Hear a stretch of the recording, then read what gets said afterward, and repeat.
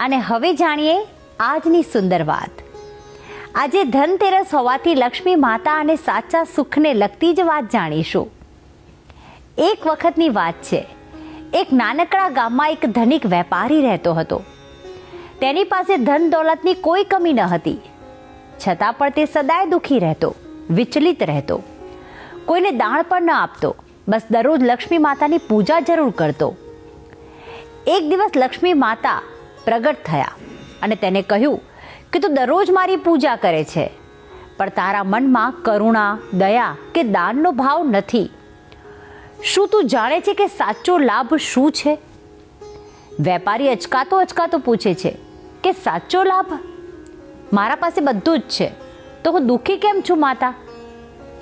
લક્ષ્મી માતાએ હસીને કહ્યું કે સાચો લાભ એ છે કે તું તારા ધનનો ઉપયોગ બીજા માટે કરે, તારા પૈસાથી કોઈના જીવનમાં પ્રકાશ લાવે, ત્યારે જ હું તારી પાસે સદા વસવાટ કરીશ.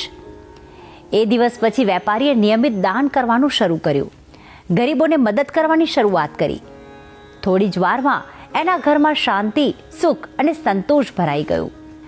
આ વાતથી એ શીખ મળે છે કે તમારા પાસે જો ધન હોય તો અન્ય લોકોના ઉપયોગમાં જરૂરથી લેવું જોઈએ, કારણ કે ગરીબોને મદદ કરવાથી જ સાચા સુખની પ્રાપ્તિ થાય છે અને લક્ષ્મીજીની કૃપા રહે છે. અને હવે આ વાત એક સુવિચાર દ્વારા પણ સમજી લઈએ. આજનો સુવિચાર: સાચું સુખ ધન ભેગું કરવામાં નથી, પરંતુ ધનને યોગ્ય જગ્યાએ દાન કરવામાં છે. આપવાથી હૃદય હળવું બને છે અને આત્માને શાંતિ મળે છે.